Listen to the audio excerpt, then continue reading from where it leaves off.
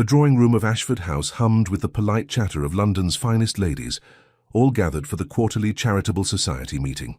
Crystal chandeliers cast a warm glow over silk gowns and elaborate coiffures, while servants glided between clusters of women bearing silver trays laden with tea and delicate pastries. Lady Eugenie Weatherstone had positioned herself in what she considered the most advantageous spot in the entire room, a small settee near the window, partially obscured by an enormous potted fern. From here, she could observe the proceedings without being drawn into tedious conversations about the latest bonnet styles or which gentleman had danced with whom at last week's ball. At 26, Eugenie had perfected the art of social invisibility. Not that she was unattractive, quite the contrary. Her dark auburn hair and intelligent grey eyes had caught attention enough during her first season 9 years ago. But after her father's investments had gone catastrophically wrong, leaving the Weatherstone family teetering on the edge of financial ruin, suitors had evaporated like morning mist.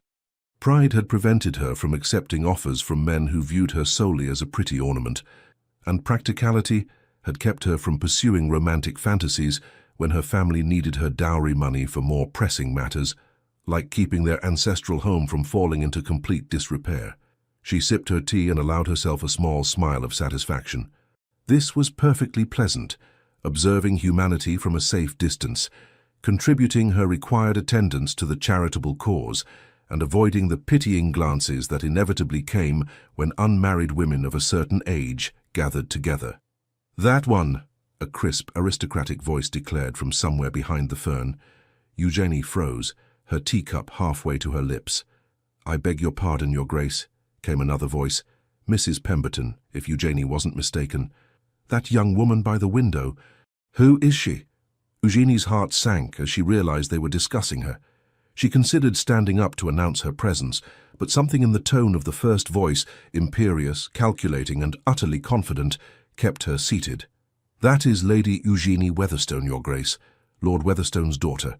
A perfectly respectable family, though I understand they've had some difficulties in recent years." Difficulties? The aristocratic voice, definitely belonging to someone titled Eugenie noted with growing alarm, sounded intrigued rather than dismissive. "Financial troubles, I'm afraid. Nothing scandalous, mind you. Poor investments. Her father is too trusting by half, but Lady Eugenie is quite proper. She's been out for years, though she never took. Too bookish, some say. Too opinionated, others claim. Personally, I think she simply never found anyone worthy of her notice. Or perhaps no one worthy gave her the attention she deserved," the first voice said thoughtfully. "Tell me, is she desperate to marry?" Eugenie nearly choked on her tea. The audacity. Desperate? I wouldn't say desperate, Your Grace, but she must be aware that her prospects diminish with each passing season. At her age, she cannot afford to be too particular. "Perfect," the voice declared with satisfaction. "Absolutely perfect." Before Eugenie could process this alarming statement, a woman swept around the fern with the force of a small hurricane. She was perhaps 60 years of age, dressed in an exquisite lavender silk gown that screamed both wealth and impeccable taste. Her silver hair was arranged in an elaborate style that must have taken her lady's maid hours to complete, and she wore diamonds that could probably feed a small village for a year.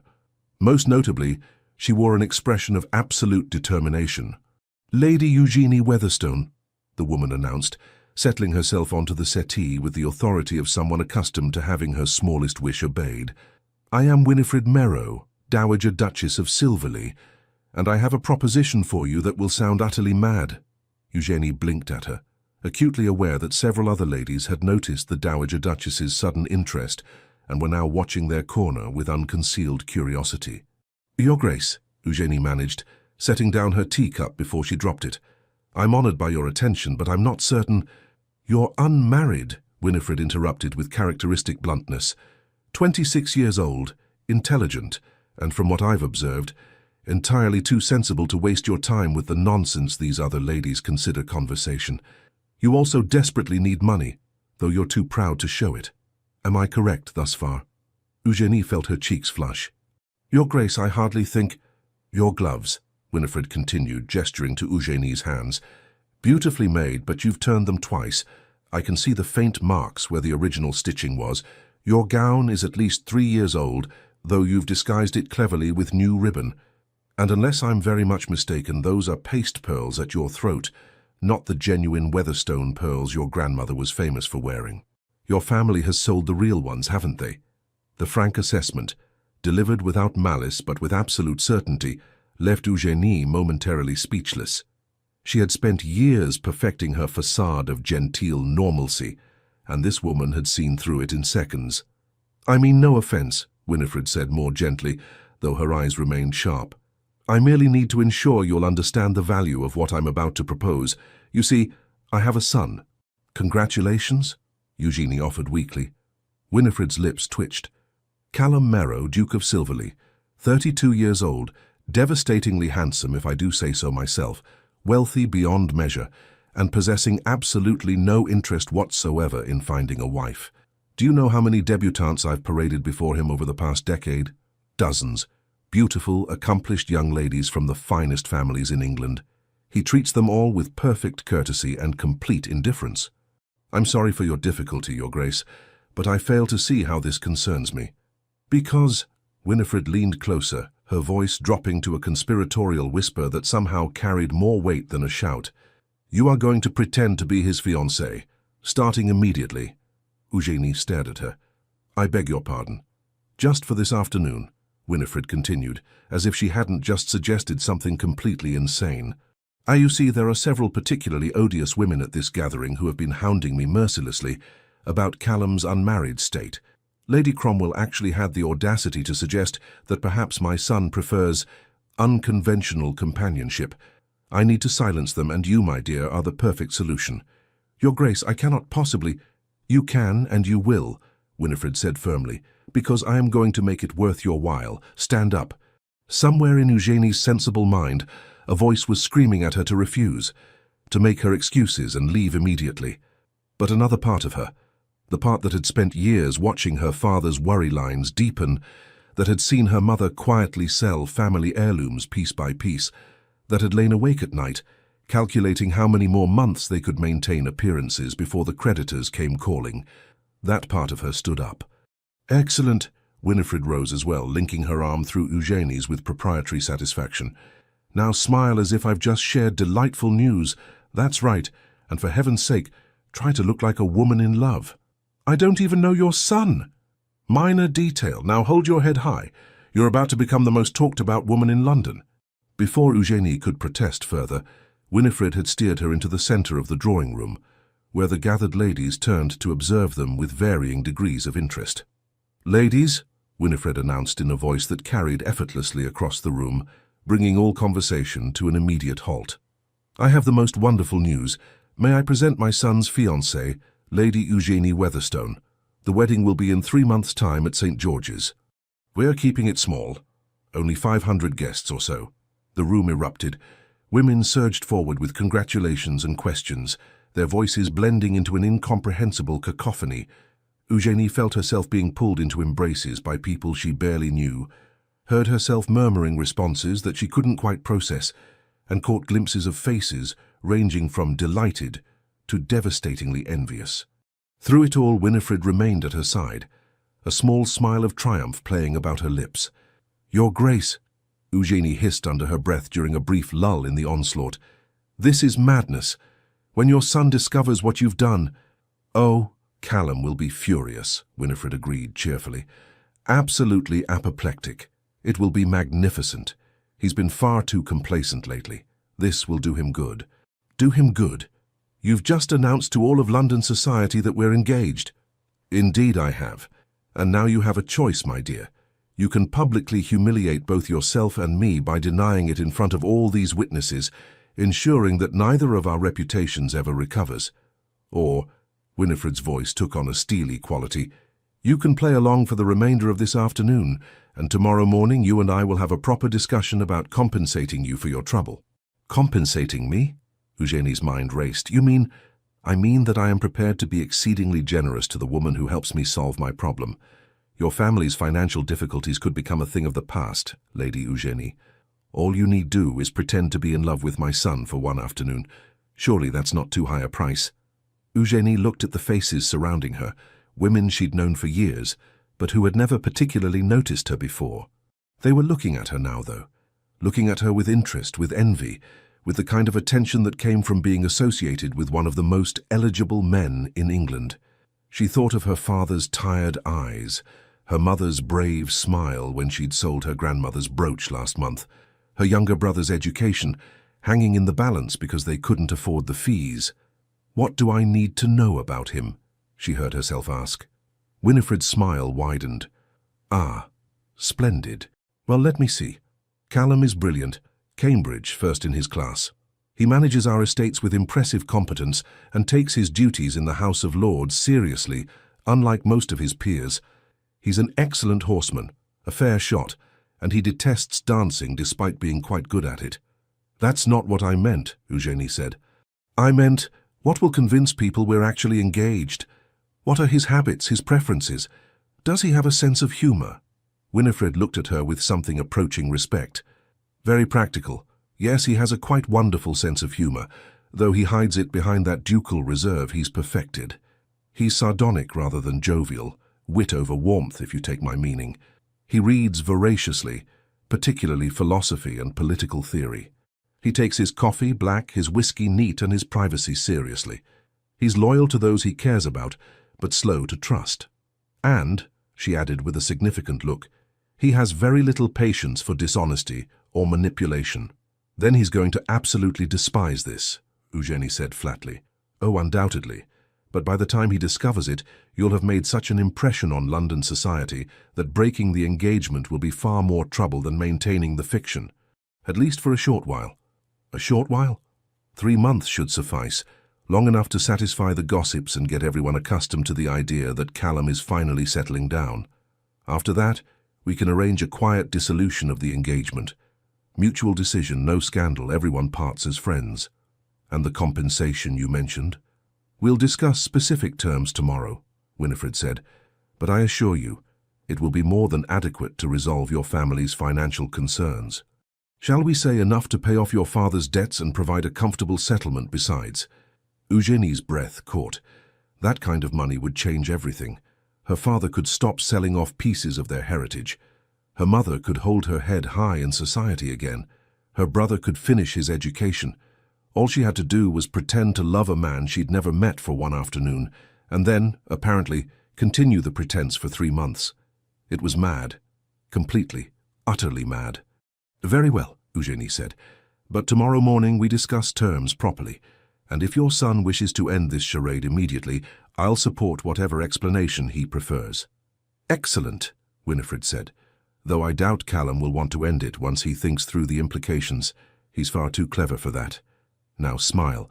Lady Cromwell is approaching, and she's the worst gossip in London. Whatever you tell her will be repeated in every drawing-room by evening." Lady Cromwell was a formidable woman in puce satin, her expression hovering between congratulation and calculation. "Lady Eugenie, my dear girl, I had no idea you even knew the Duke of Silverley. How delightfully secretive you've been." "The Duke and Lady Eugenie preferred to keep their understanding private," Winifred answered before Eugenie could speak. "Young love, you know. They wanted time to know each other without society's scrutiny." "How romantic." Lady Cromwell's eyes narrowed with interest. "And where did you meet, if I may ask?" Eugenie's mind went blank. Where would a duke and an impoverished lady even cross paths? She opened her mouth, desperately grasping for a plausible explanation. "At the British Museum," Winifred supplied smoothly. "They both have a passion for ancient Greek philosophy. Isn't that right, dear?" "Yes," Eugenie seized on the lie gratefully. We discovered we were both examining the same collection of manuscripts. We struck up a conversation about Aristotle's ethics, and—" She gestured vaguely. One thing led to another. It sounded absurd even to her own ears, but Lady Cromwell seemed to accept it. "How very intellectual.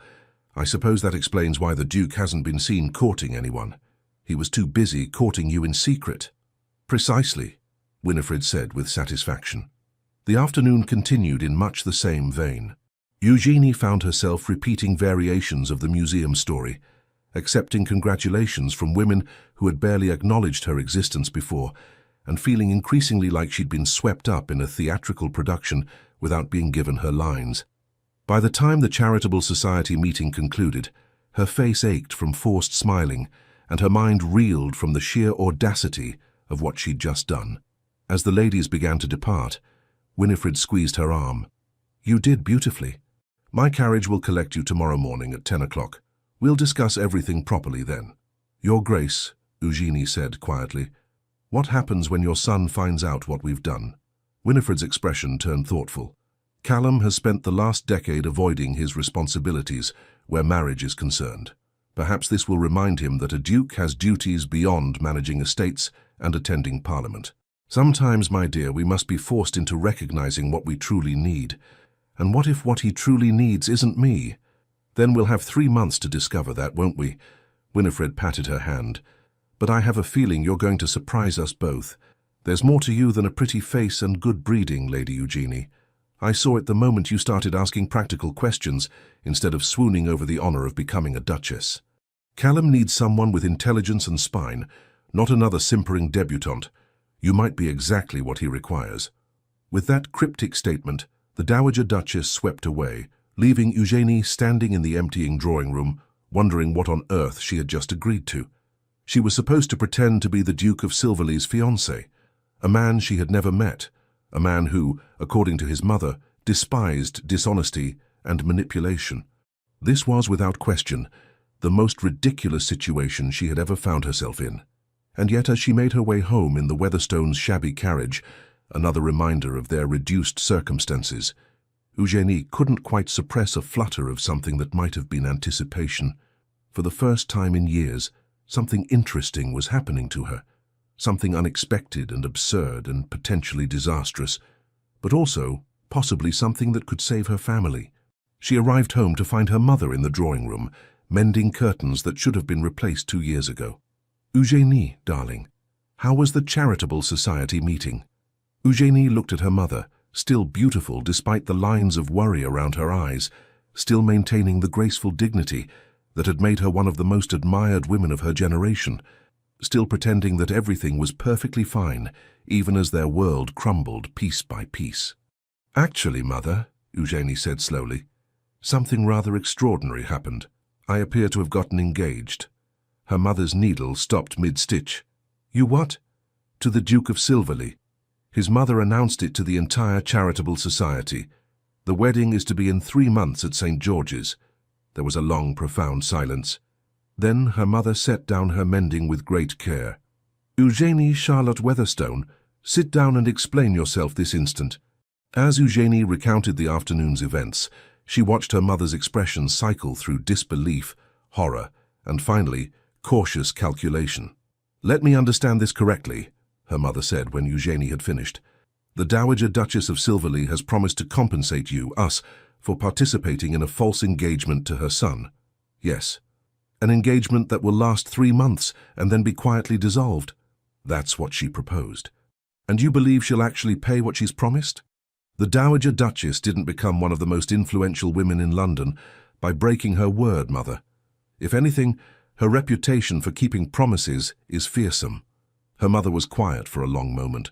"Do you know what this could mean for us if she keeps her word?" "I know. Your father could hold his head up again. We could repair the roof. Edward could finish his education properly." "I know, Mother." Another silence fell between them, heavy with unspoken implications. "You'll have to meet him eventually," her mother said finally. "The Duke. He'll undoubtedly have thoughts about his mother announcing his engagement without his knowledge or consent." Eugenie felt her stomach twist with apprehension. "Yes, I imagine he will." "Is the Dowager Duchess certain he won't simply denounce the engagement immediately? She seems to think he'll be practical about it once he considers the implications. A public scandal would harm his reputation as much as ours." "Perhaps."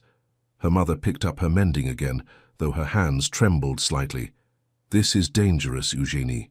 If it goes wrong, we'll be no worse off than we are now," Eugenie said firmly. "And if it goes right, we might actually have a future that doesn't involve selling grandmother's things piece by piece." Her mother's eyes filled with tears. "I never wanted this for you. Any of this. I know." Eugenie crossed to her mother's chair and knelt beside it. "But this is our reality. And for once I have a chance to actually do something about it. I'm not going to let pride or fear stop me." Her mother touched her cheek gently. "You're so much braver than I ever was." "I learned from the best," Eugenie said softly. "You've been brave every day, keeping this family together." They sat together in the fading afternoon light, both aware that tomorrow would bring challenges neither of them could fully anticipate. Somewhere across London, in a house Eugenie had never seen, a duke was going about his evening entirely unaware that his life was about to become complicated in ways he couldn't possibly imagine.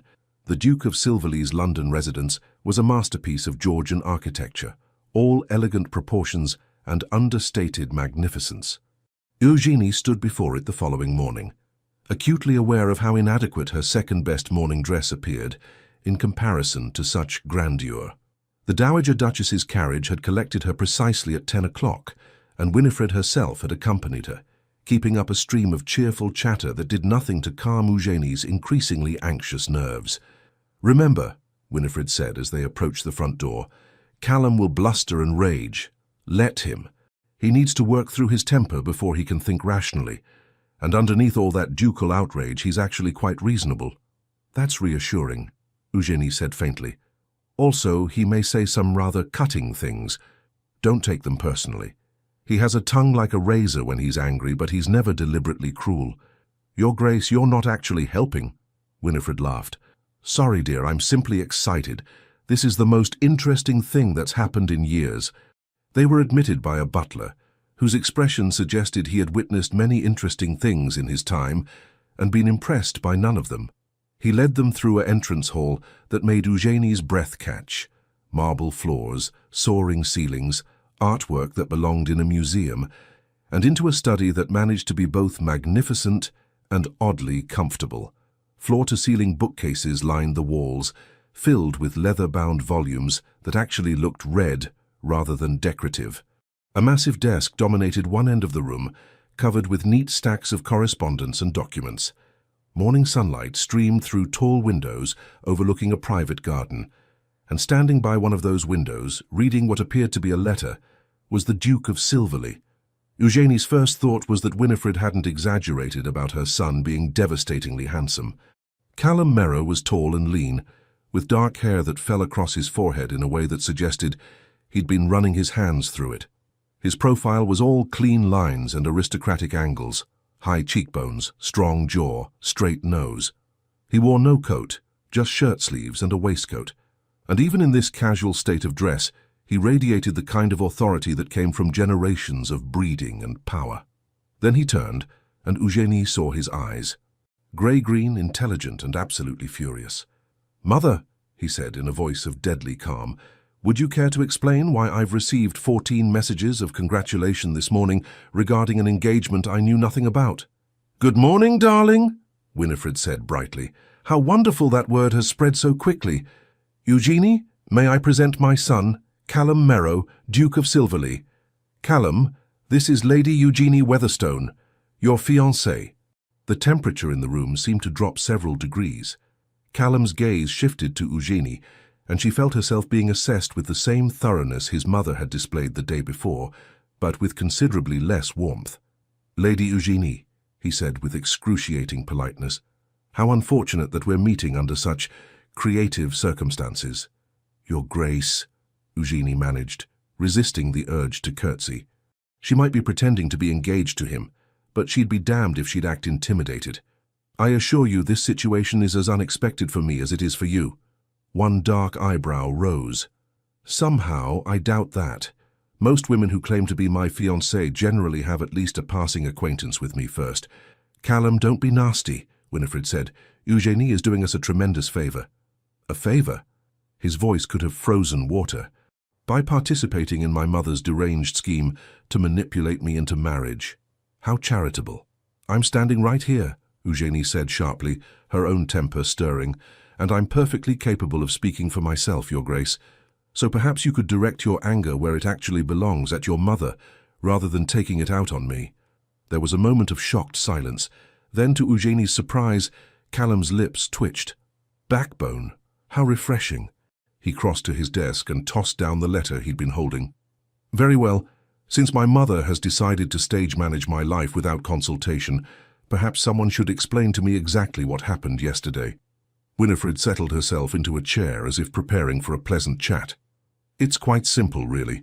I observed Lady Eugenie at the Charitable Society meeting. Intelligent, composed, and clearly not interested in the usual social nonsense. Perfect wife material, I thought. So I suggested she pretend to be your fiancée for the afternoon. Suggested, Callum repeated flatly. Well, strongly encouraged. Lady Cromwell was being particularly odious about your unmarried state, and I needed to silence her. Eugenie here was the perfect solution. Perfect. Callum's gaze swung back to Eugenie. And you simply agreed? Without question? Your mother offered compensation, Eugenie said directly, seeing no point in dissembling. My family has financial difficulties. She proposed a business arrangement.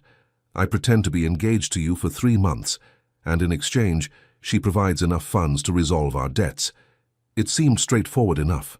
She watched his expression carefully, trying to read his reaction. To her surprise, he looked more intrigued than insulted. Honest, at least, he observed. Most women would pretend to some romantic motive. I'm not most women, Your Grace. And I have no interest in deceiving you about my reasons. No. Apparently you only have interest in deceiving all of London society.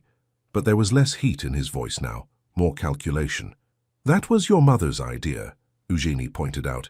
I was simply drinking tea and minding my own business when she dragooned me into this scheme. And yet you didn't refuse. No, Eugenie admitted, I didn't. Because my family needs help, and I'm not too proud to accept it when it's offered, even if it comes with strings attached. Callum studied her for a long moment. Then he turned to his mother. 3 months? 3 months, Winifred confirmed.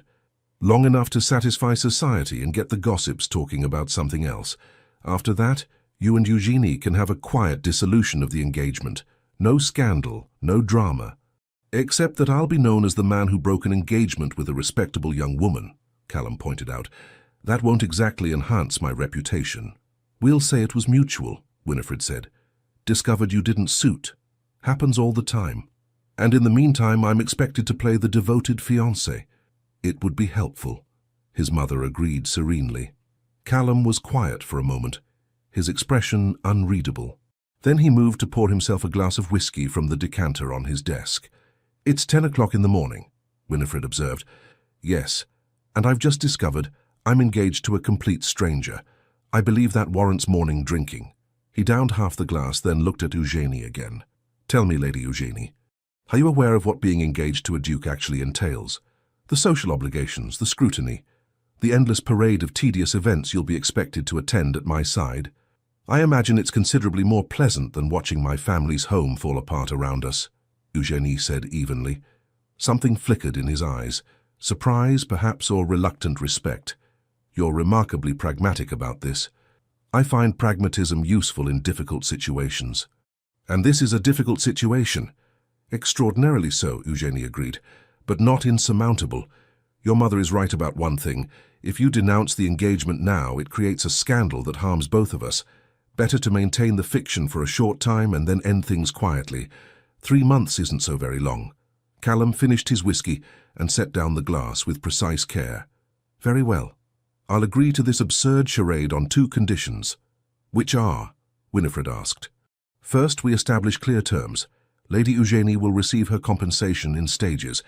1/3 now to demonstrate good faith, 1/3 at the halfway point, and the final third when the engagement ends amicably. That ensures cooperation from all parties. Agreed, Winifred said promptly. And the second condition? Callum looked directly at Eugenie. You move into this house immediately. What? Eugenie and Winifred spoke simultaneously. If we're going to convince London society that this engagement is real, we need to be seen together, frequently. That means dinners, events, morning rides in the park, all the tedious courtship rituals people expect. It will be far easier if you're living under my roof, with my mother as chaperone, of course. Callum, that's highly irregular, Winifred protested. So is arranging a fake engagement without my knowledge, he countered. Besides, plenty of engaged couples live in the same household with appropriate chaperonage. It will actually make our story more convincing. He had a point, Eugenie realized with dismay, and she could see the calculation in his eyes. This was a test. He expected her to refuse, to balk at such an unconventional arrangement. "All right," she said. Both Merrows turned to stare at her. "All right," Callum repeated. "If it makes the arrangement more practical, I see no reason to object. As long as the living situation is properly chaperoned, and as long as you understand that this is purely a business arrangement." "Purely business," Callum agreed, but something in his expression suggested he found her compliance surprising. "Then we have an accord. Mother, I trust you can make the financial arrangements Lady Eugenie and I have discussed?" "Of course." Winifred looked between them, clearly pleased with how this was unfolding. "I'll have the first payment delivered to Lord Weatherstone this afternoon." "Excellent. Lady Eugenie, how soon can you relocate your belongings?" Tomorrow?" Eugenie's mind was reeling. Everything was moving so fast. "Tomorrow it is." Callum moved back to his desk, already dismissing them. "Mother, please show Lady Eugenie to whatever rooms you think appropriate, and someone should probably notify the staff that we're about to have another resident." "Wait," Eugenie said. "That's it? We're just doing this?" Callum looked up, and for the first time she saw a hint of humor in his eyes. "Did you expect more discussion? You've accepted my terms. I've accepted yours. The arrangement is settled, unless you're developing cold feet." "No," Eugenie said quickly. "I simply thought that I'd rage and threaten and throw you out." His smile was sardonic. "I considered it, but as you pointed out, the damage is already done. My mother has ensured that half of London believes we're engaged.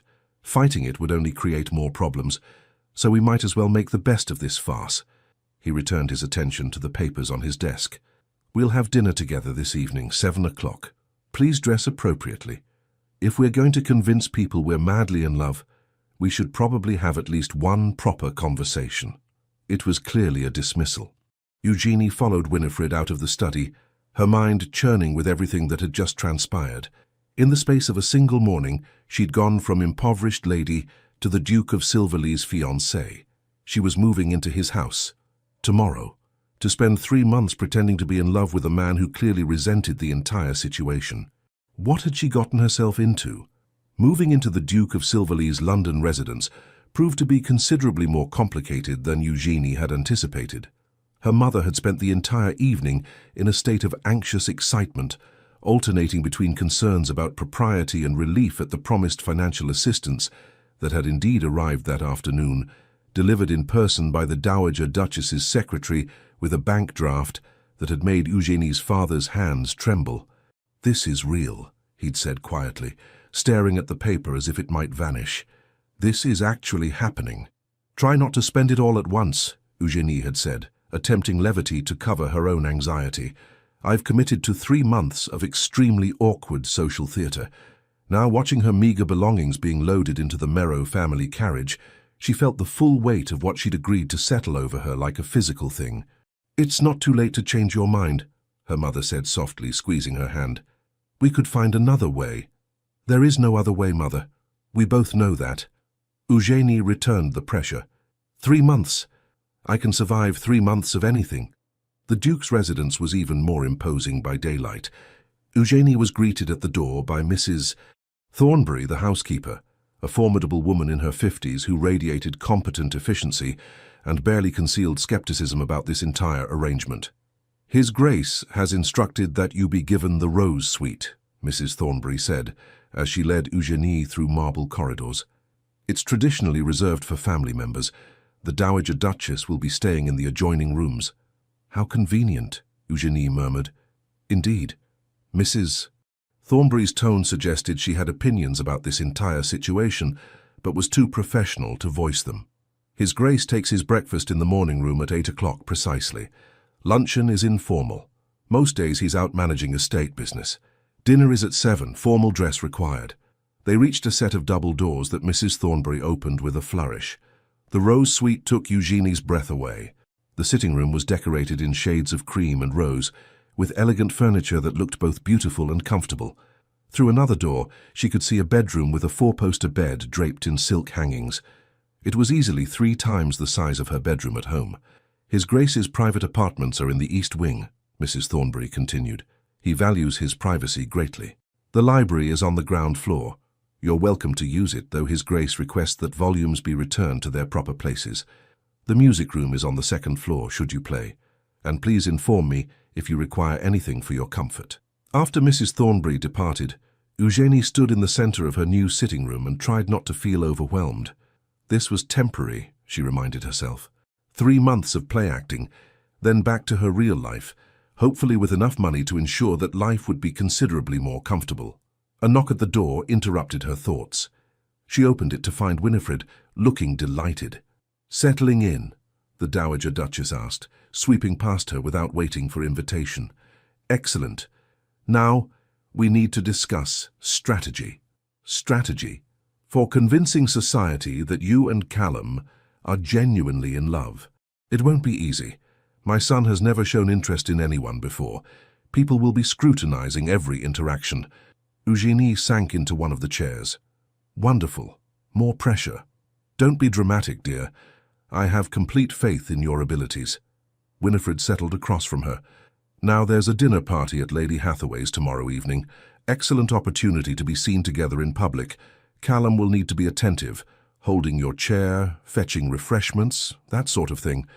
And you'll need to look at him as if he's utterly fascinating. That might be challenging, given that he looks at me as if I'm a particularly irritating inconvenience." "Oh, he's simply sulking. He'll come around." Winifred waved a dismissive hand. "Beneath that ducal frost, Callum is actually quite capable of charm. He just rarely bothers with it." "How reassuring. Trust me, dear. My son is many things. Stubborn, proud, occasionally insufferably arrogant, but he's not stupid. He knows this arrangement benefits him as much as you. Once he stops being annoyed about being outmaneuvered, he'll commit properly to the performance." Eugénie hoped she was right. The thought of spending 3 months with a man who resented her presence was exhausting to contemplate. Dinner that evening was precisely as uncomfortable as Eugénie had feared. She'd chosen her best evening gown, emerald silk that had been beautiful 4 years ago and was merely presentable now, and arrived in the formal dining room at exactly 7 o'clock. Callum was already there, dressed impeccably in black evening clothes that made him look like something from a Renaissance painting. Devastatingly handsome and completely unapproachable. He rose when she entered, which was proper, but the gesture felt mechanical rather than courteous. "Lady Eugénie. Punctual. I appreciate that in a person. I try not to waste other people's time," she replied, taking the seat the footman held for her, "even when I'm being forced into their company through maternal scheming." His lips twitched. "At least we agree on something." The first course was served, a delicate soup that Eugénie barely tasted. The silence stretched between them, broken only by the quiet clink of silver on china. Finally, Callum spoke. "We should probably establish some ground rules. Beyond moving in with you and pretending to be madly in love. Beyond those, yes." He set down his spoon with precise care. "First, I expect discretion. Whatever happens, or doesn't happen, within these walls stays private. No gossiping with friends, no confiding in family beyond what's necessary." "Agreed." "Second, we'll need to coordinate our schedules. I have obligations that can't be avoided. Parliamentary sessions, estate business, social events that I've already committed to. You'll need to accompany me to at least some of them." "I expected that." "Third," he paused, studying her, "we should probably make an effort to actually know each other. People in love generally have conversations." "What a revolutionary concept," Eugénie said dryly. "Engaged couples talking to each other. Don't be sarcastic. Then don't state the obvious." They glared at each other across the table. Then, unexpectedly, Callum laughed, a genuine sound of amusement that transformed his face entirely. "You're not what I expected," he admitted. "What did you expect? Someone more compliant? Simpering, perhaps? Most women confronted by a duke's displeasure would be apologizing profusely by now. I'm not most women, and I didn't actually do anything wrong. Your mother did. If you want apologies, direct them appropriately." "Fair point." He leaned back in his chair, regarding her with new interest. "Tell me about yourself, Lady Eugénie, beyond the financial difficulties that brought you into this mess." It was the first time he'd asked her anything personal. Eugénie considered how much to reveal. "I'm 26 years old.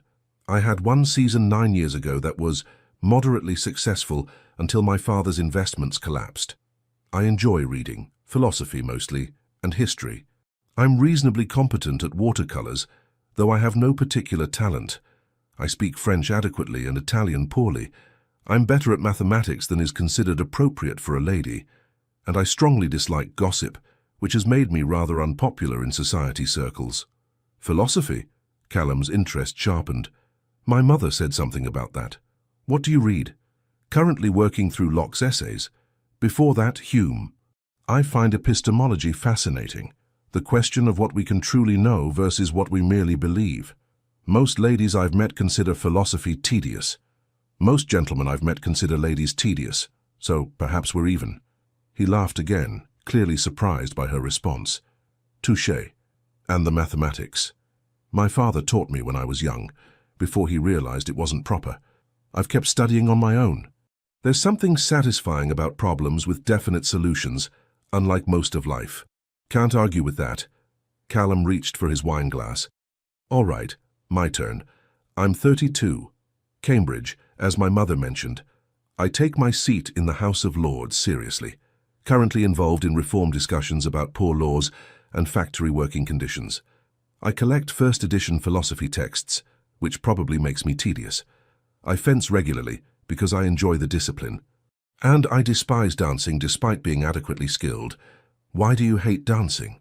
Because it requires making small talk with simpering debutantes while their mothers evaluate me like prize livestock, he grimaced. Though I suppose I'll have to dance with you now, to maintain appearances. Lucky me. Lucky us, he corrected. We're both stuck in this ridiculous situation.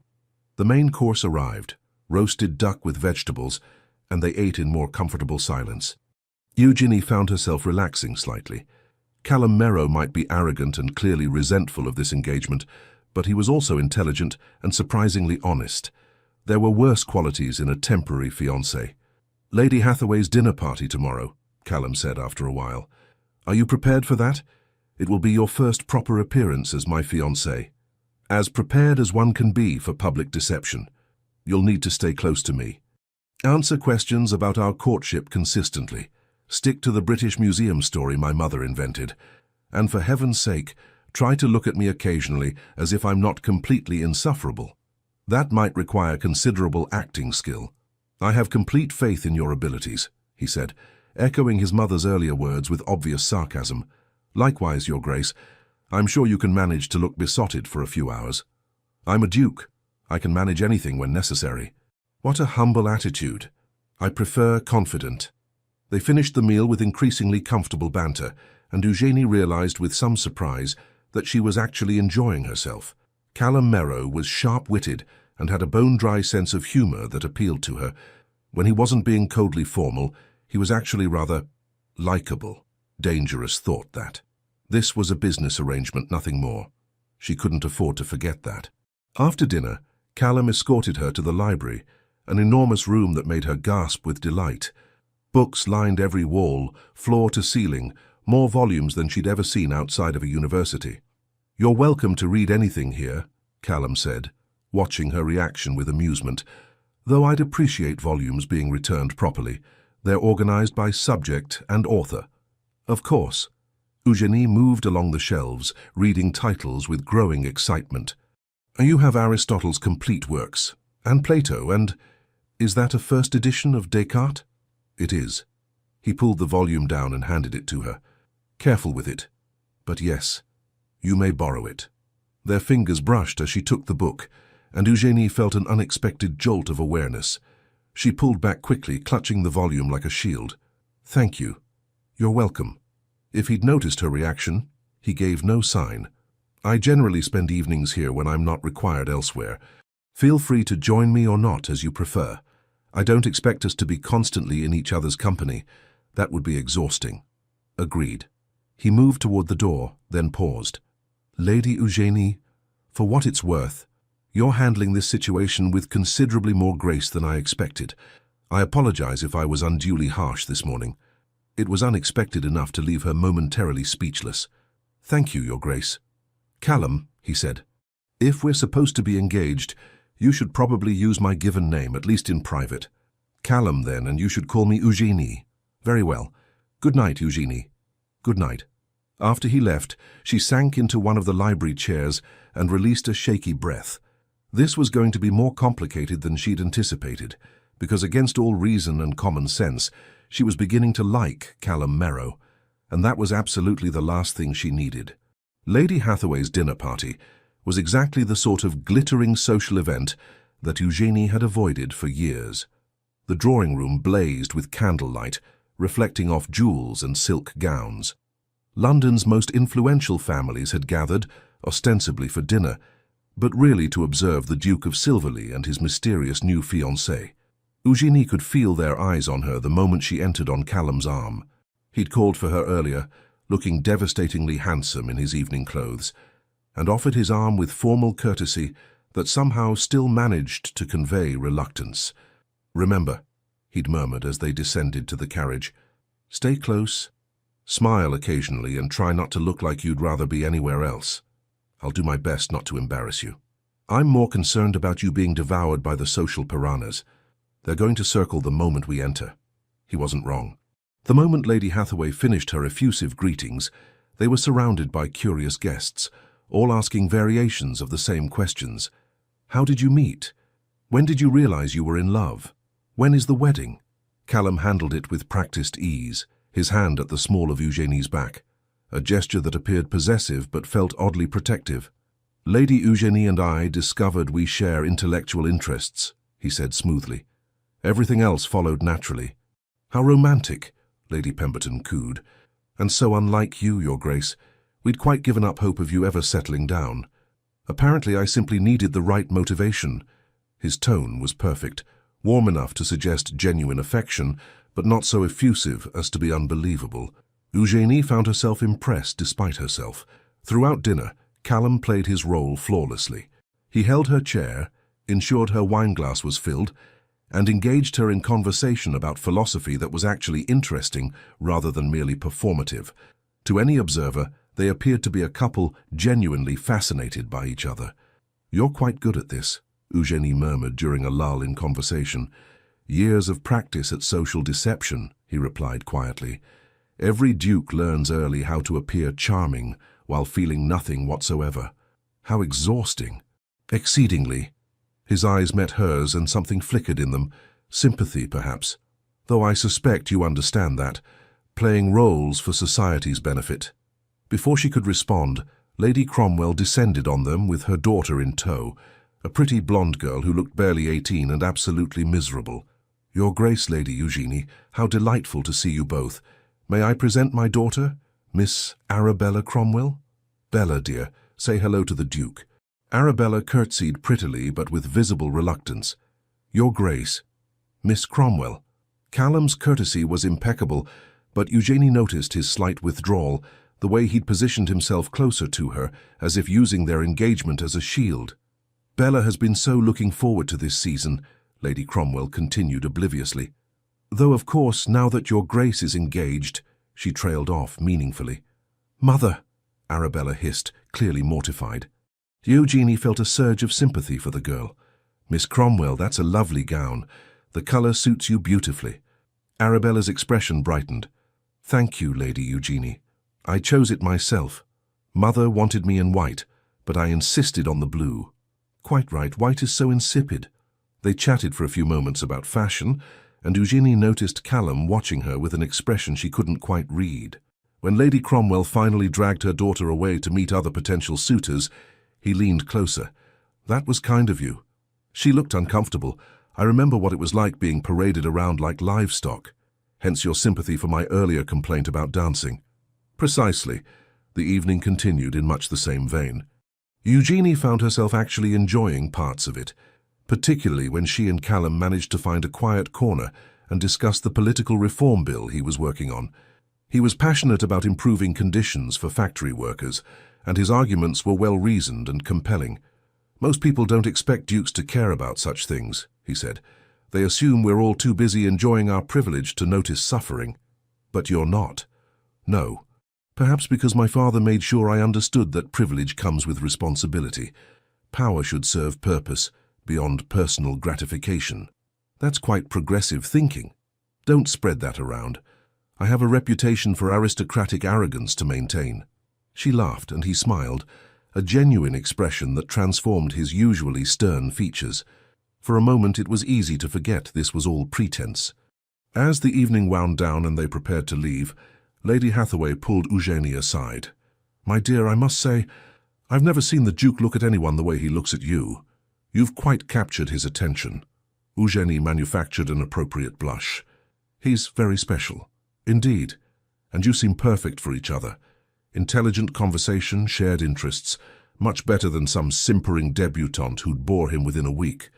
In the carriage ride home, Callum was quiet, staring out the window at the dark London streets. "You did well tonight," he said finally. "Very convincing. As did you." "Yes, almost too convincing." He turned to look at her, his expression unreadable in the dim light. "We need to be careful, Eugenie." "Careful of what?" "Of forgetting this isn't real. It would be easy to get confused, to start believing our own performance." Her heart gave an odd thump. "I'm not confused." "Good. Neither am I, just establishing clarity." But his tone suggested he was trying to convince himself as much as her. When they arrived home, Callum escorted her to her suite with formal courtesy. "Good night, Eugenie." "Good night, Callum." She closed the door and leaned against it, her mind whirling. He was right to be concerned. Tonight had felt disturbingly natural. The conversations, the shared humor, the way they'd moved together through the social minefield. It would be very easy indeed to forget this was temporary, to start imagining that the warmth in his eyes was real rather than performed. She couldn't afford that kind of foolishness. In 3 months, this engagement would end. Callum would return to his ducal life, and she would return to hers, hopefully with enough money to secure her family's future. That was the agreement. That was reality. Everything else was just acting, even if it was starting to feel like something more. The next 6 weeks passed in a blur of social engagements, afternoon teas, and increasingly comfortable domesticity that Eugenie found both pleasant and deeply unsettling. She and Callum had fallen into a routine. Breakfasts were companionable affairs where they discussed the day's papers and planned their social calendar. Afternoons often found them in separate pursuits, Callum managing a state business or attending Parliament, Eugenie reading in the library or accompanying Winifred on charitable calls. Evenings varied between social obligations and quiet hours in the library, where they'd sit in separate chairs reading but somehow still together. It was all terrifyingly domestic. "You realize people are starting to believe this," Winifred observed one afternoon as she and Eugenie took tea in the drawing room. "The engagement, I mean. Even the skeptics are convinced." "Isn't that the point?" Eugenie poured tea with practiced grace, still marveling at the quality of the china, Sèvres porcelain that probably cost more than her family's annual income. "Yes, but—" Winifred studied her with those sharp eyes. "How are you finding the arrangement? Honestly." "It's fine." "Fine. What a passionate endorsement." Eugenie set down the teapot with more force than necessary. "What do you want me to say, Your Grace? That I'm enjoying playing house with your son? That I've forgotten this is temporary?" "Have you forgotten?" "No." But even as she said it, Eugenie felt the lie of it. Because somewhere in the last 6 weeks, something had shifted. It had started small. Callum remembering she preferred her tea with lemon rather than milk. Him pulling down books he thought she'd enjoy without being asked. The way he'd positioned himself between her and an obnoxiously persistent Lord Ashford at Lady Morrison's ball, his hand at her waist possessive and protective. Then there were the conversations, long, meandering discussions about everything from philosophy to politics, to whether the new gas lighting being installed throughout London was progress or madness. He listened to her opinions as if they mattered, challenged her thinking without dismissing her, and seemed genuinely interested in her perspective. She'd caught herself watching him when he wasn't looking, the way he ran his hand through his hair when frustrated with a particular passage in a book, the rare smile that transformed his stern features, the competent grace with which he moved through both ballrooms and his own study. And then there was last week, when he'd found her crying in the library. She'd received a letter from her father, enthusiastic and hopeful for the first time in years, talking about repairs to the estate and her brother's excellent progress at school. The relief of it, combined with the guilty knowledge that this was all built on deception, had overwhelmed her. Callum had walked in, taken one look at her tear-stained face, and without a word, pulled her into his arms. She'd cried against his shoulder while he held her, one hand stroking her hair, murmuring nonsense comfort. When she'd finally calmed enough to explain, he'd said simply, "You're saving your family. That's nothing to feel guilty about." "I'm lying to everyone." "We're lying to everyone," he'd corrected. "This was my choice too. Don't carry that burden alone." The memory of his arms around her, the solid warmth of him, the unexpected gentleness, it haunted her. "Eugenie?" Winifred's voice pulled her back to the present. "Where did you go just now? Nowhere important?" Winifred looked skeptical. "You know, I've been watching you and Callum together. The way he looks at you when you're not paying attention. The way you light up when he enters a room." "We're playing our roles," Eugenie said firmly. "As agreed." "If you say so, dear. But I've known my son his entire life, and I've never seen him look at anyone the way he looks at you. Not once in 32 years. Before Eugenie could formulate a response, Callum himself appeared in the doorway, looking unusually disheveled. His cravat was loosened, his hair mussed, as if he'd been running his hands through it repeatedly, and his expression was somewhere between frustrated and exhausted. "Problems, darling?" Winifred asked. "The reform bill is being blocked by idiots who care more about maintaining their factory profits than basic human decency," Callum said tersely. "I've spent 4 hours in debate with men who think 10-year-olds working 14-hour days is perfectly acceptable." "How dreadful," Eugenie said. "Can the bill be salvaged?" "Possibly, if we can convince enough votes, but it's exhausting arguing with people who refuse to see reason." He noticed their tea set up and moved toward them. "May I join you, or is this ladies' time?" "Join us," Eugenie said, pouring him a cup. "Lemon, no sugar." He took it with a small smile. "You remembered." "Hard to forget after 6 weeks." He settled into the chair beside her, close enough that she could feel the warmth of him. "Tell me something completely unrelated to factory reform and parliamentary obstinacy. Please. I need to think about anything else." "I finished the Descartes," Eugenie offered, "and I've started on Spinoza." "Ah, yes. Nothing says light reading like 17th century rationalism." But his tone was teasing rather than dismissive. "What do you think of it?" "Dense. Occasionally brilliant. Sometimes I suspect he's making things more complicated than necessary, just to sound intellectual." Callum laughed, the genuine sound that she'd come to treasure. "Fair assessment. Though don't let the philosophy dons hear you say that." "What philosophy dons would I be speaking with?" "Good point." He stretched his legs out, relaxing visibly. "Though you'd hold your own if you did. You've got a sharper mind than half the men I studied with at Cambridge." The casual compliment sent warmth through her. "That's quite a statement from someone who graduated first in his class." "It's also true." His eyes met hers with an intensity that made her breath catch. "You know that, don't you? That you're genuinely intelligent, not just intelligent for a woman." She faltered, unsure how to respond to such direct praise. "Because you are," he continued. "And anyone who's dismissed you as merely decorative is an idiot who doesn't deserve your attention." Winifred cleared her throat meaningfully. "Well, this is enlightening." They both seemed to realize simultaneously that they'd been staring at each other, that the atmosphere had shifted into something charged and complicated. Callum stood abruptly. "I should return to work. I have correspondence to review before tomorrow's session." "Of course," Eugenie managed. He paused at the doorway, looking back. "We're attending the opera tomorrow evening. Winifred, you're joining us, yes?" "Naturally," his mother confirmed. "Can't have the engaged couple attending alone. Propriety must be observed." After he left, Winifred turned to Eugenie with a knowing smile. "Still just playing roles?"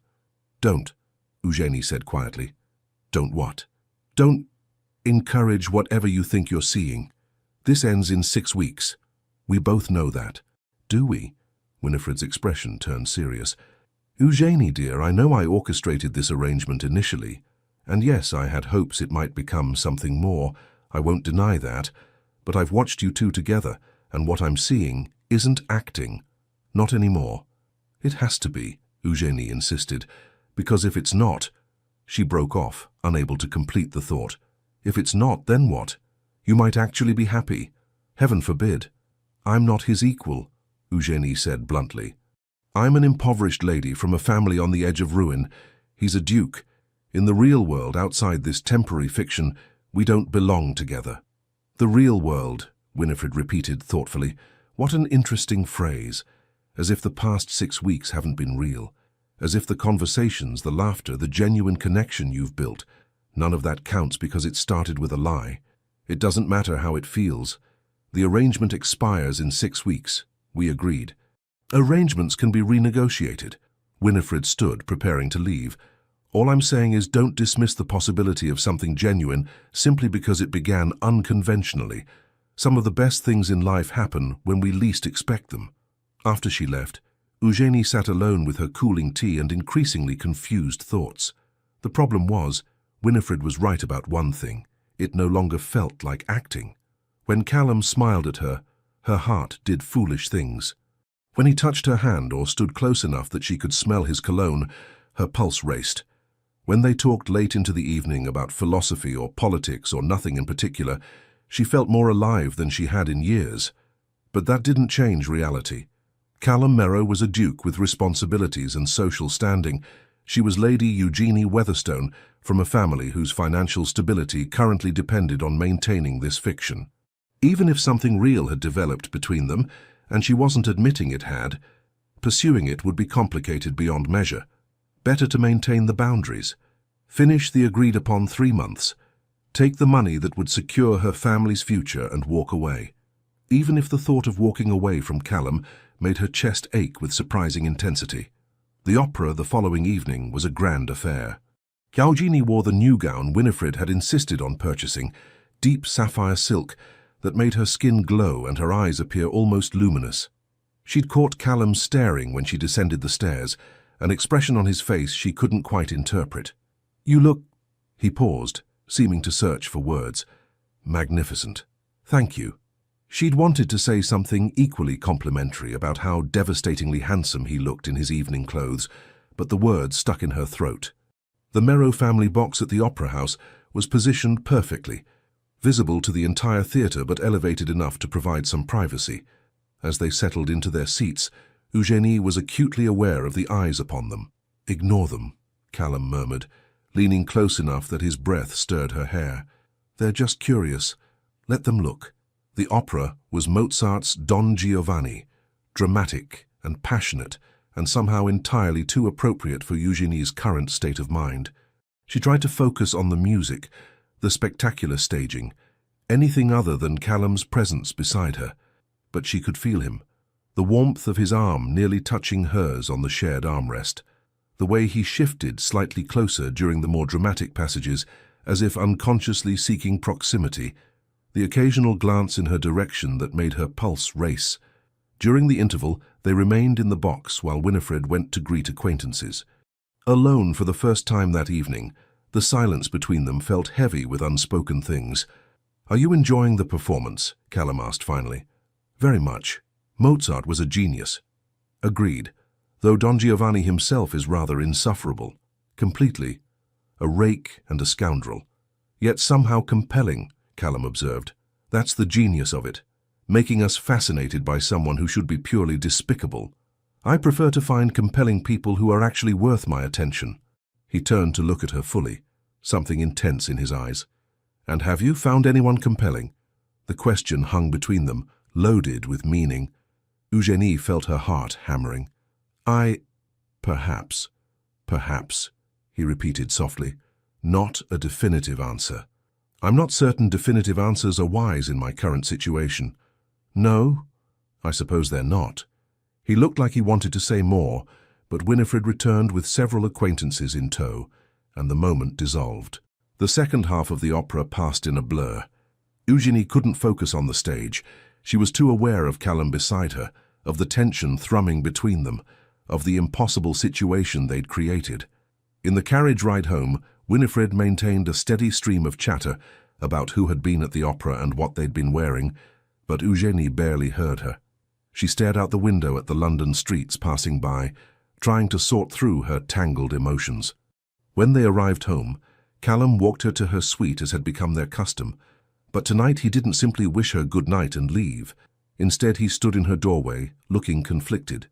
"Eugenie, I need to—" He trailed off, running a hand through his hair in that familiar gesture of frustration. "Need to what?" "I need to be honest with you about something. This situation, this arrangement, it's become complicated," she finished for him. "Yes." He looked relieved that she understood. "Significantly complicated, because somewhere in the last 6 weeks I've stopped pretending." Her breath caught. "Callum." "No, let me finish." He stepped closer, his voice low and urgent. "I know this started as a farce, a business arrangement to solve our respective problems, but it's not that anymore, not for me. And I don't think it is for you either." "It doesn't matter what it is," Eugenie said, even as her heart raced. "We made an agreement. 3 months, then we part ways. Agreements can be changed." "To what?" "You're a duke. I'm an impoverished lady whose family's survival depends on your mother's generosity.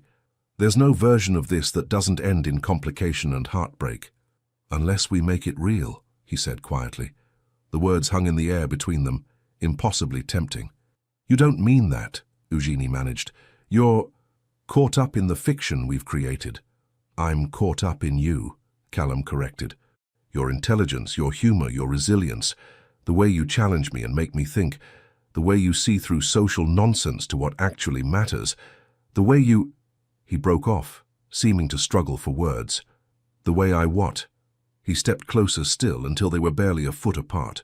"The way you make me want things I've never wanted before. Partnership, companionship, someone who actually understands me rather than just tolerating me for my title." Eugenie felt tears prickling behind her eyes. "You can't say these things." "Why not? They're true." "Because they make everything harder, because in 6 weeks this ends. We agreed, Callum. We had a plan. Then let's change the plan." His hand came up to cup her cheek, thumb brushing away a tear she hadn't realized had fallen. "Let's make this real. Marry me. Not as part of an arrangement, but because we choose it. Because what we've found together is worth keeping." It was everything she wanted and couldn't allow herself to have. "I can't," she whispered. "Don't you see? I came into this for money, to save my family. If I say yes now, I'll never know, and neither will you, whether it's real or just desperation and proximity and pretending for so long that we've confused ourselves." "I'm not confused." "But I am." She pulled away from his touch, wrapping her arms around herself. "I don't know what's real anymore, Callum. I don't know if I've actually fallen in love with you or if I've just convinced myself I have, because it makes the charade easier to maintain. And you don't know either. Not really." He looked stricken. "Eugenie, we need to stick to the plan," she said firmly, even as her heart broke. 6 more weeks, then we end the engagement as agreed. If what you're feeling is real, it will still be real after 3 months of separation. And if it's not, if we've just been caught up in playing house, then we'll have saved ourselves from making a terrible mistake. And if you're wrong, if I know right now, with absolute certainty, that I want you in my life permanently, then you'll still want me in 6 weeks, she said quietly. But we need that time, Callum. We need space away from this intensity. To be certain. He looked at her for a long moment, a dozen emotions flickering across his face. Finally, he nodded. 6 weeks. Then we'll revisit this conversation. Thank you. He turned to leave, then paused. For what it's worth, Eugenie, I've never been more certain of anything, but I'll give you the time you need. After he left, Eugenie closed the door and slid down to sit on the floor, her elaborate gown pooling around her. She buried her face in her hands and let herself cry, for what she wanted, for what she was afraid to take, for the impossible situation they'd created, because Callum was right. Somewhere in the last 6 weeks she had stopped pretending too. She'd fallen in love with him, with his intelligence and his unexpected kindness, with his passion for making the world better and his dry humor, with the way he looked at her as if she was the most fascinating person he'd ever met. But loving him didn't make the complications disappear. It didn't change the fact that their relationship was built on deception, that her family's financial security still depended on maintaining this fiction. 6 more weeks. Then they would see if what they'd built could survive in the real world, outside the protective bubble of their arrangement. It was going to be the longest 6 weeks of her life. The remaining weeks of the engagement crawled by with agonizing slowness. Eugenie and Callum maintained their public facade, attending balls, dinners, and social events with perfect courtesy. To the outside world, they appeared the ideal engaged couple. In private, things were infinitely more complicated. They still shared breakfasts and occasional evenings in the library, but now every interaction was weighted with unspoken tension. Callum never again mentioned making the engagement real, but his eyes said everything his words didn't, and Eugenie found herself aching with the need to close the distance between them, to give in to what she wanted, but she held firm to her decision. They needed time apart to be certain. With only 3 days remaining before their agreed-upon separation, Winifred summoned Eugenie to the drawing room with unusual urgency.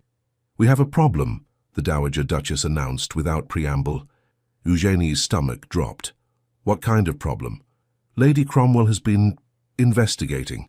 She's gotten it into her head that this engagement is fraudulent." "What? How?" "She's been questioning servants, checking records, generally being a nosy nuisance. And she's discovered something rather damning." Winifred paused significantly. "There's no record of Callum ever visiting the British Museum during the time period we claimed you met." Eugenie felt the blood drain from her face. "Can she prove anything?" "Not definitively, but she's spreading rumors, suggesting the engagement was arranged for financial reasons, that you're a fortune hunter who trapped Callum into this sham." "That's not—" Eugenie broke off, realizing it was partially true. She had entered this arrangement for money, even if her motivations were more complex than Lady Cromwell could imagine. "I know it's not the full truth," Winifred said gently, "but perception matters in our world. If these rumors gain traction, it could damage both your reputations significantly. Then we'll end the engagement early, as planned. Issue a statement about discovering we don't suit. That will only confirm suspicions that something was wrong from the beginning." Winifred studied her carefully. "There is another option, which is, make it real. Marry Callum, not in 3 months, but now, this week, before Lady Cromwell's poisonous rumors can spread further." Eugenie's heart hammered. "You can't be serious." "I'm entirely serious. Think about it, my dear. The best way to silence gossip about a fraudulent engagement is to actually get married. It becomes impossible to claim deception when you're legally bound. But Callum knows about Lady Cromwell's investigation. I told him this morning, and he agrees that an immediate marriage is the most practical solution." "Practical?" Eugenie repeated hollowly. "How romantic. Romance is lovely, but survival is more important." Winifred's tone turned sharp. "You've spent 6 weeks building something genuine with my son, whether you want to admit it or not. Don't let pride and fear destroy that because the timing isn't perfect." Before Eugenie could respond, Callum himself entered the drawing room. He looked tired, she noticed, shadows under his eyes suggesting he'd slept poorly. "I assume Mother has explained the situation," he said without preamble. "She has." "And what do you think?" His voice was carefully neutral, giving nothing away. Eugenie looked between them, Winifred with her calculating determination, Callum with his guarded expression. This was madness, complete and utter madness. "I think," she said slowly, "that I need to speak with Callum, alone." Winifred took the hint, sweeping out with a knowing smile. Once they were alone, Callum moved to the window, staring out at the garden. "You don't have to do this." "Do what?" "Marry me to salvage the situation. I won't force you into anything, Eugenie. If you want to end this now, face the scandal, I'll support whatever you decide." "And your reputation?" "Will survive. I'm a duke. I have certain privileges when it comes to weathering gossip." He turned to face her. "But yours might not recover. An impoverished lady accused of trapping a duke into a false engagement. Society won't be kind." "I'm aware. So the question is—" He moved closer, his expression intense. "What do you want? Not what's practical or sensible. What do you actually want?" It was the most direct question anyone had ever asked her, and standing there looking at Callum Merrow, this complicated, brilliant, unexpectedly tender man who'd somehow become the center of her world, Eugenie realized she was tired of lying, to society, to Winifred, to herself. "I want you," she said simply. "I've wanted you for weeks now, but I was too afraid to admit it. Afraid it wasn't real, that I was fooling myself, That you only felt obligated because of the arrangement. His expression softened. You're never going to be rid of me now, you realize. Not after admitting that. Is that a threat, Your Grace? A promise, Lady Eugenie. He closed the remaining distance between them.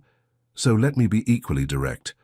I love you, not because of any arrangement or convenience, not because we've been playing house and it's comfortable, but because you challenge me and fascinate me and make me laugh when I least expect it, because you're brilliant and kind and stronger than you give yourself credit for, because when I imagine my future, you're in every part of it.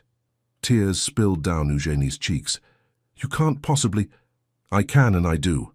He cupped her face in both hands, thumbs brushing away tears. I know this started as a farce.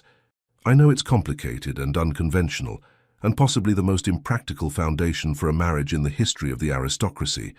But I've never been more certain of anything. We barely know each other. We've spent 6 weeks having conversations deeper than most married couples manage in a lifetime. I know how you take your tea, and what makes you laugh, and that you chew your lip when you're thinking hard about something. I know you're terrible at embroidery, but excellent at mathematics. I know you cry at poetry, but stay stoic through tragedy. I know... He broke off, searching her face. I know you're afraid, and I understand that. But don't let fear stop you from taking something that could make us both happy. Eugenie reached up to cover his hands with hers. If we do this, if we actually get married, it has to be real. No more pretending, no more arrangements. Just us, building something genuine. That's all I've wanted since that night at the opera, Callum admitted. Possibly before, though I was too stubborn to acknowledge it. And your mother, her manipulations. We'll be politely but firmly discouraged from interfering in our marriage, he said. I love her dearly, but she's meddled quite enough for one lifetime. Eugenie laughed through her tears. She means well. She's a menace, a well-intentioned menace, but still. His expression turned serious. So is that a yes? Will you marry me, for real this time? I need you to understand something first. Eugenie took a shaky breath. My family's financial situation is still precarious. Even with your mother's assistance, we're not secure long-term. If I marry you, there will always be people who say I did it for money and position, that I trapped you with your mother's help. Let them say it. I don't care. You might, eventually, when it becomes tiresome defending your choice of wife. Eugenie. He said her name with exasperation and affection in equal measure. I'm a duke who cares about factory reform and workers' rights. I've been called a radical sympathizer, a traitor to my class, and considerably worse. One more controversy isn't going to devastate me, especially when that controversy comes with the benefit of being married to the most interesting woman I've ever met. You're sure? Absolutely certain. He pulled her closer until they were barely an inch apart. So stop trying to talk me out of this and give me an answer. Looking up at him, at the man who'd been her fake fiancé and had somehow become something infinitely more important, Eugenie felt the last of her resistance crumble. Yes, she whispered. Yes, I'll marry you. For real this time. The kiss was inevitable. Callum's lips met hers with a gentleness that contrasted with the intensity of the moment, and Eugenie felt herself melting into him. This wasn't the chaste kiss they'd performed for society at various events. This was real and raw and desperately honest.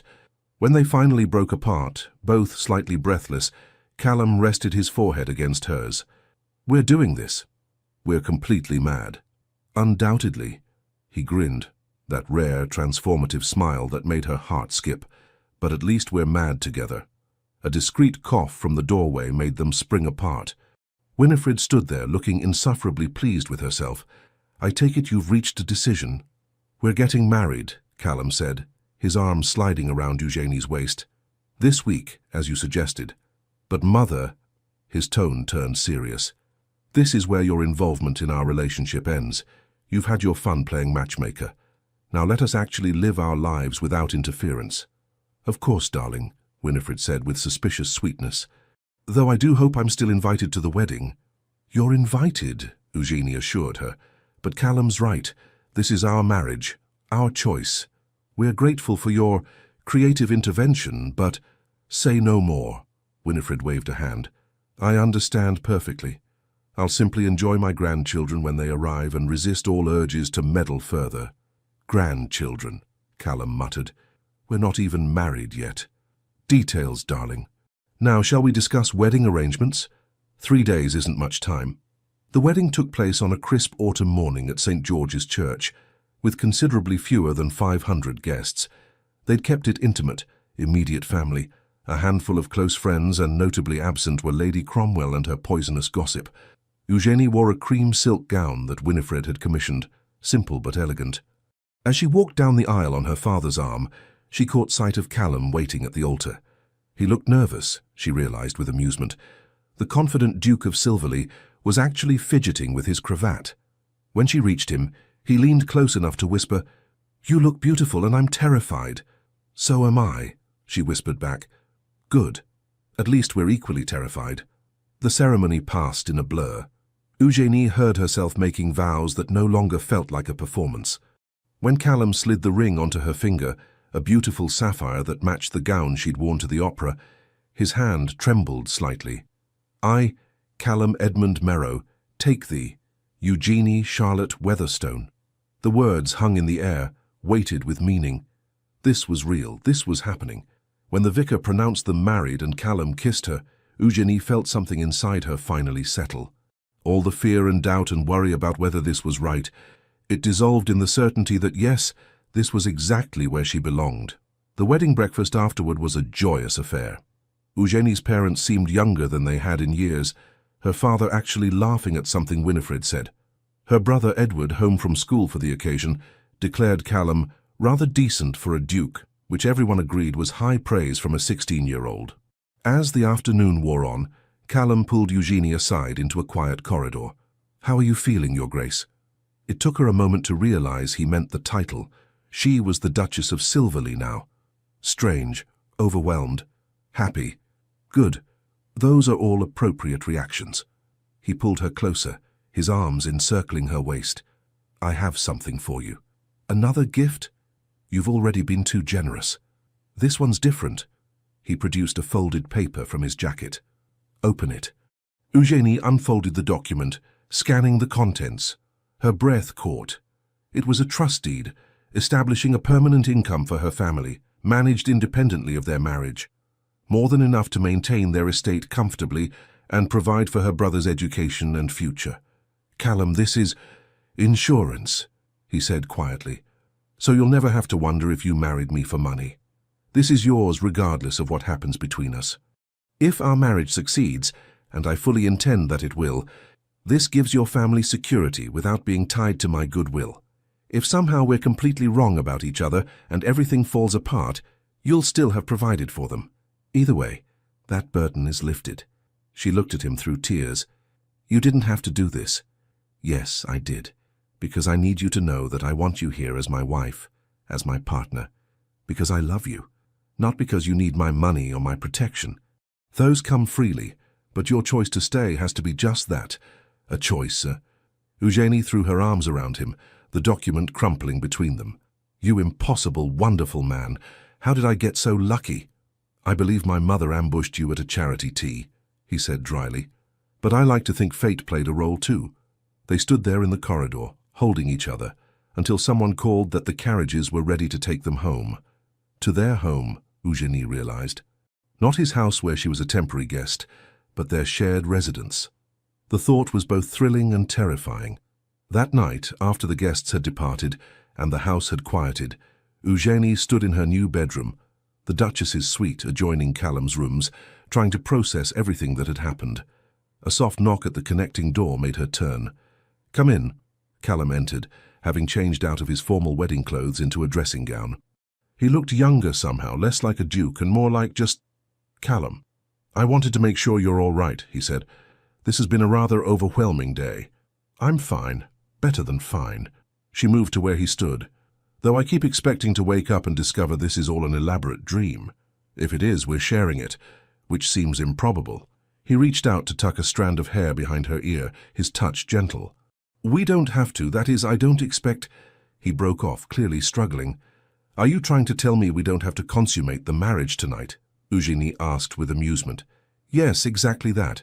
We can take our time, get more comfortable with each other. There's no rush." She considered him for a moment.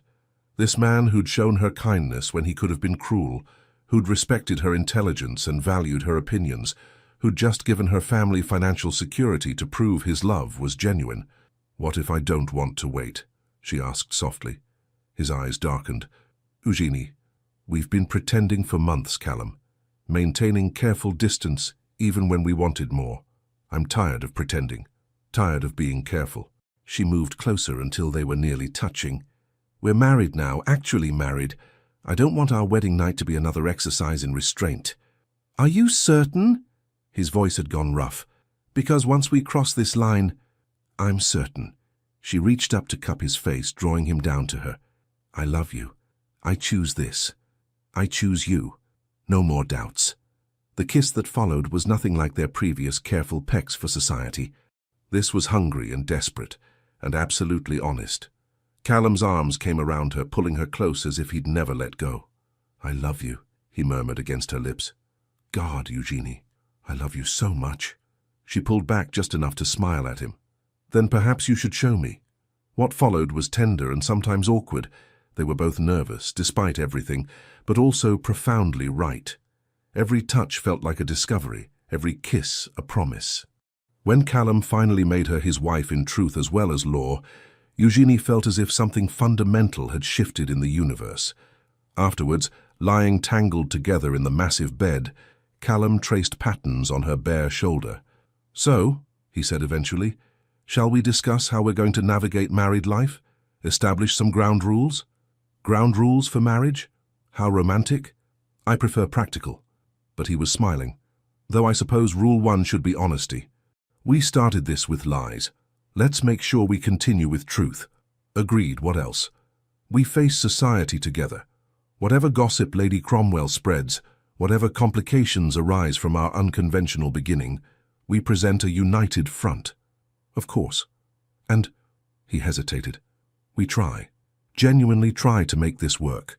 Not because of arrangements or obligations, but because we've chosen each other. Callum," she turned to face him fully, "I meant my vows today. I'm not going anywhere. You're stuck with me for the rest of your life." "Stuck with you," he repeated with satisfaction. "I can live with that." They fell asleep wrapped around each other, and for the first time in months, Eugenie felt completely at peace. 5 years later, the nursery at Silverley Manor was in absolute chaos. Eugenie stood in the doorway, watching her husband attempt to wrangle their 3-year-old son, Thomas, while simultaneously preventing their 1-year-old daughter, Catherine, from eating the building blocks. "No, Thomas, we don't throw toys at Papa's head, even if it's tempting," Callum was saying with admirable patience. "And Catherine, darling, blocks are for building, not dining. We've discussed this." Catherine responded by shoving another block toward her mouth with determination. "Need assistance?" Eugenie asked with amusement. Callum looked up, his hair completely disheveled and his cravat nowhere to be seen. "Your children are menaces. They're only my children when they're misbehaving. When they're good, they're yours." "They're never good," Callum said, but his tone was fond. He scooped up Catherine before she could succeed in eating the block. "Though I suppose they are rather wonderful menaces." Thomas chose that moment to launch himself at Eugenie, who caught him with practiced ease. "Mama, Papa says we can go to the village if we promise to behave." "Did he now?" "I'm already regretting it," Callum admitted, "but they've been cooped up inside all week due to rain. They need to run wild somewhere that isn't my study." "Your study that they're banned from after the Great Ink incident?" "We don't speak of the Great Ink incident." Eugenie laughed, pressing a kiss to Thomas's dark hair, so like his father's. "All right, village it is, but actual good behavior, Thomas, not your interpretation of good behavior." An hour later, they were walking through the village, Catherine perched on Callum's shoulders, and Thomas running ahead under strict instructions to stay where they could see him. "You know," Eugenie said, linking her arm through Callum's free one, "sometimes I still can't believe this is our life. Having you regrets about marrying me to escape scandal?" "Not even slightly, though that seems like it happened to different people now." "It did, in a way." Callum smiled at her. "We're not the same people we were 5 years ago." He was right, Eugenie reflected. She'd gained confidence, taken on charitable work focused on education for working-class children, and even published a philosophical treatise under a pseudonym that had been rather well received. Callum had successfully championed his factory reforms, served on several parliamentary committees, and generally proved that dukes could care about more than hunting and gambling. And together, they'd built something real, a marriage based on genuine affection and respect, despite its ridiculous beginning. "Mama, Mama, look!" Thomas was pointing at a posting board in the village square. "What does it say?" Eugenie moved closer to read the announcement. Her eyes widened. "It says Lady Cromwell has been requested to leave the county by the local magistrate." "Truly?" Callum looked delighted. "Whatever for?" "Apparently she's been spreading malicious gossip about too many families, and someone finally had enough." Eugenie couldn't suppress a smile. "The woman who tried to destroy our reputation has herself been destroyed by her own poisonous tongue. Karma is real," Callum observed with satisfaction, "though I can't say I'm surprised." She made enemies of everyone. They continued their walk, the children happily chasing each other around the village green, while Eugenie and Callum watched from a nearby bench. "Do you ever miss it?" Callum asked suddenly. "Your old life before all this?" Eugenie considered the question seriously. Did she miss being Lady Eugenie Weatherstone, impoverished and invisible? The quiet loneliness of being overlooked by society? "Not even a little," she said honestly. "I have everything I never knew I wanted. Purpose, partnership, a family, you." "Good," he pulled her closer, "because I'm rather attached to keeping you around." "Rather attached? What passionate language, Your Grace.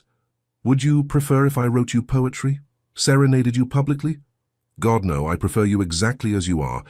Pragmatic, occasionally insufferable, and mine." He kissed her temple. "Yours. Always yours." Thomas chose that moment to tumble spectacularly, scraping his knee and immediately wailing.